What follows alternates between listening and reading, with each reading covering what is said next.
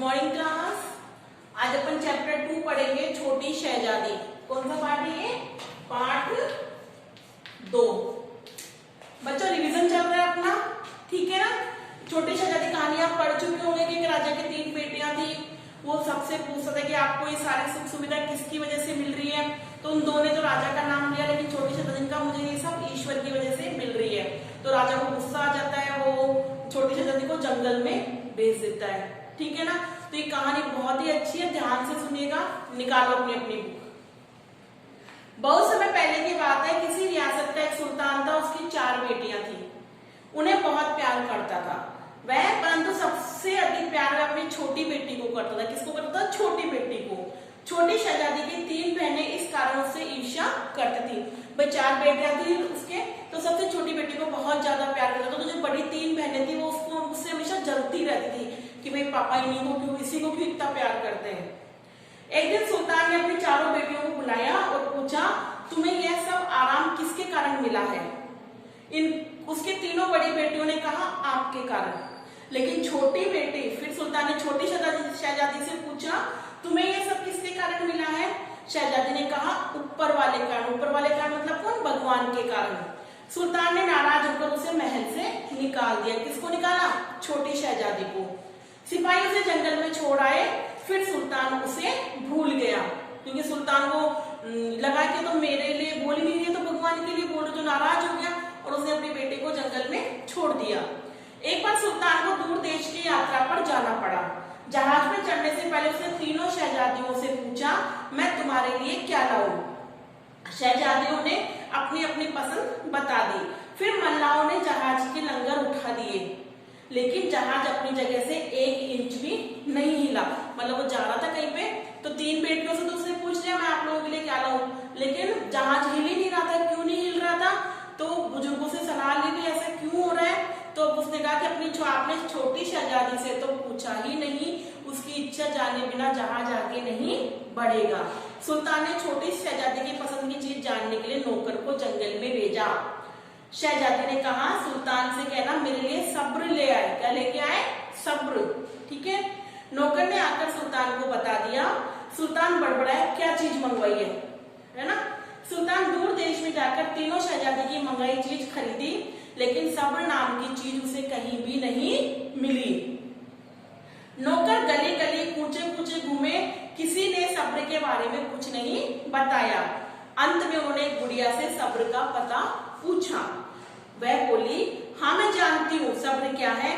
मेरे घर के बाहर मेरे पैदा होने से पहले एक पत्थर पड़ा है, उसे सब्र का पत्थर कहते हैं। बोलो उसे कितने में खरीदोगे? तो बुढ़िया माई ने क्या कहा कि मेरे घर के बाहर जो पत्थर पड़ा है सब्र का पत्थर है, बताओ तुम इसके क्या पैसे दोगे। उन्होंने फौरन बुढ़िया को 100 मोहरें दी और उस झोपड़ी के बाहर पड़ा अनगढ़ सा पत्थर उठाकर जहाज पर ले आए और जहाज चल पड़ा। राजधानी पहुंचकर सुल्तान ने सब्र पत्थर नौकर के हाथों छोटी शहजादी के पास भिजवा दिया। नौकर ने शहजादी के पैरों में पास में पत्थर धम से पटक दिया, बोला, लो सब्र। तो छोटी शहजादी ने सब्र मंगाया था, उन्होंने सब्र के रूप में क्या खरीदा? पत्थर। नौकर लाके यूं डाला उसने कि लो तुम्हारा सब्र। शहजादी अब रोज पत्थर पे अपने कपड़े धोने लगी। कुछ दिनों बाद पत्थर टूट गया और उसके भीतर एक पंखा सहेज कर रखा हुआ था। एक पंखा होता है ना वो, तो जैसे ही पत्थर टूटा तो उसके अंदर से उसको एक पंखा मिला। शहजादी ने पंखा उठाया और झलने लगी, ऐसे पंखा जलते हैं ना, पंखा जलते एक बड़ा सुंदर शहजादा उसके सामने आके खड़ा हो गया। तो पंखा आया, जैसे ही शहजादी ने पंखा जला तो एक सुंदर सा शहजादा उसके सामने आकर खड़ा हो गया।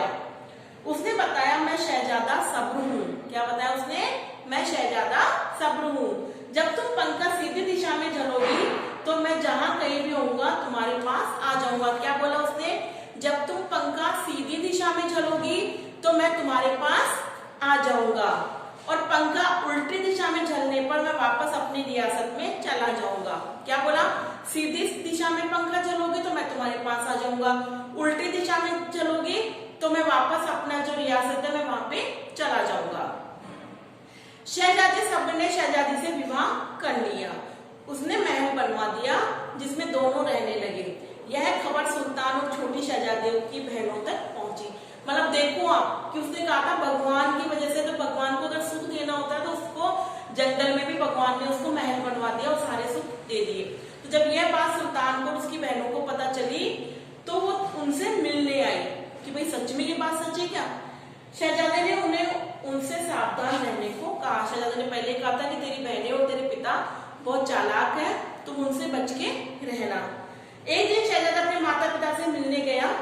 तीनों बहनें शहजादे के पास आई। उन्होंने शहजादे के पलंग से चादर हटाकर गद्दे पर जहर मिला कांच का चूरा फैला दिया। उसने पहले कहा था तेरी बहन थे जो, तो उसकी बहनों ने क्या किया, गद्दे पर कांच में चूरे में जहर मिला के उस पर फैला दिया। शहजादा लौट कर आया तो थका हुआ था, वह फौरन सोने चला गया। अचानक उसकी चीखों से महल कांप उठा। छोटी शहजादी दौड़कर आई तो उसमें शहजादे के शरीर को कांच से चूरे में भीगा हुआ पाया, क्योंकि उसको पता थोड़ा था इसमें शीशा पड़ा हुआ है। वो जैसे ही सोया सारा कांच के टुकड़े उसके शरीर में फंस गए। वह चिल्लाया, मैंने तुम्हें पहले ही सावधान किया था, यह सब तुम्हारी बहनों की ही करतूत है। अब मुझे फौरन मेरे घर पहुंचाओ। शहजादे ने उल्टा पंखा जला। शहजादे के जाने के बाद उसे दोबारा बुलाने की बहुत कोशिश की पर शहजादा वापस नहीं आया। वे उल्टा पंखा जला वहां चला गया और वो बार बार सीधा जल रही थी, लेकिन शहजादा वापस नहीं आ रहा था। शहजादे को ढूंढने के लिए उसने फकीर का वेश बनाया। किसने? शहजादे ने। शहजादी ने शहजादा को ढूंढने के लिए फकीर का वेश बनाया और निकल पड़ी। जंगल दर जंगल भटकती हुई एक पेड़ की छांव में बैठी और उसने पेड़ पर दो पक्षियों को बोलते हुए सुना। एक पक्षी दूसरे से कह रहा था, तुमने शहजादे सब्र के बारे में सुना है? यदि कोई इस पेड़ के पत्तों का रस उसके घाव पे लगा दे तो वह ठीक हो जाएगा, क्योंकि उसके घाव काहे के हुए थे, वो जो कांच के टुकड़े उसके शरीर में चले गए थे ना, वही घाव थे। तो वो जो पक्षी बता रहे थे कोई अगर इस पेड़ के पत्तों का रस उसके शरीर में घावों पे लगा दे तो वो ठीक हो जाएगा। दूसरा पक्षी बोला, मान लो कोई ये पत्ते ले भी जाए तो इस नदी को कैसे पार करेगा? सामने नदी थी, उसको कैसे पार करेगा? इसमें क्या मुश्किल है? इस पेड़ की छाल से बनी खड़ाऊ पैरों में पहनकर नदी चलकर पार की जा सकती है। तो देखो भगवान को अगर मदद करनी होती है ना बच्चों, तो कैसे भी कर देता है। उन दो पक्षियों के माध्यम से शहजादी की मदद हो गई, उसका इलाज भी मिल गया और वो नदी कैसे पार की जाए उसका भी पता चल गया। पहले पक्षी ने जवाब दिया। शहजादी ने उस पेड़ के पत्ते थैले में रखे और पेड़ की छाल की खड़ाऊ बनाई, नदी पार की, फिर एक सुंदर नगर में जा पहुंचे। महल में शहजादा अंतिम सांसें ले रहा था। फकीर वेशधारी शहजादी ने महल में जाकर बताया कि वह एक हकीम है और शहजादे को ठीक कर सकती है। उसे फौरन शहजादे के कमरे में पहुंचा दिया गया। शहजादा सब्र बेहोश था। शहजादी अपने आंसू छिपाते हुए उपचार में लग गई, यानी उसके इलाज में लग गई। कुछ ही देर में शरीर में चुभे कांच के महीन चूरे और जहर चादर पर फैल गया, वो सब निकल गया। अब तक शहजादे का दर्द गायब हो चुका था, उसकी बेहोशी टूट चुकी थी। शहजादे के अम्मी अब्बा मतलब मम्मी पापा ने हकीम बनी शहजादी को मुंह मांगा इनाम देना चाहा, लेकिन उसने सिर्फ शहजादे का रेशमी रुमाल मांगा। क्या मांगा बच्चों? उसने रेशमी रुमाल। वापस लौटकर शहजादे ने नहा धोकर वस्त्र पहने और शहजादे सब्र को बुलाने के लिए जादुई पंखा झलने लगी। शहजादा सब्र आ गया, लेकिन अब भी नाराज था।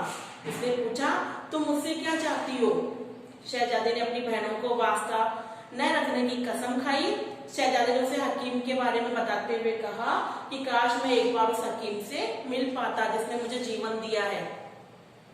इतना सुनते ही शहजादी ने वह रेशमी रुमाल निकाल के शहजादे के सामने रख दिया। शहजादे की खुशी का ठिकाना ना रहा और दोनों खुशी खुशी रहने लगे। तो आया बच्चों समझ में? जब अगर हम भगवान को मानते हैं, भगवान पे विश्वास करते हैं, तो भगवान हमें सब कुछ देता है। ठीक है, हमें किसी भी चीज का कमेंट नहीं करना चाहिए और ईश्वर पे भरोसा रखना चाहिए। ठीक है, आज आपको करने क्या है? आज आपको तो टिक द करेक्ट करने, ठीक है, टिक द करेक्ट करोगे और ये लिंग परिवर्तन करोगे। जैसे विद्वान का विदुषी, बहन का भाई, पुत्र का पुत्री, पति का पत्नी, विदुर का विधवा, अम्मी का अब्बा, बादशाह का बेगम और कवि का कवित्री। ठीक है, टिक द करेक्ट कॉपी में करने हैं आपको और लिंग परिवर्तन आपको कॉपी में करने हैं। ठीक है, थैंक यू।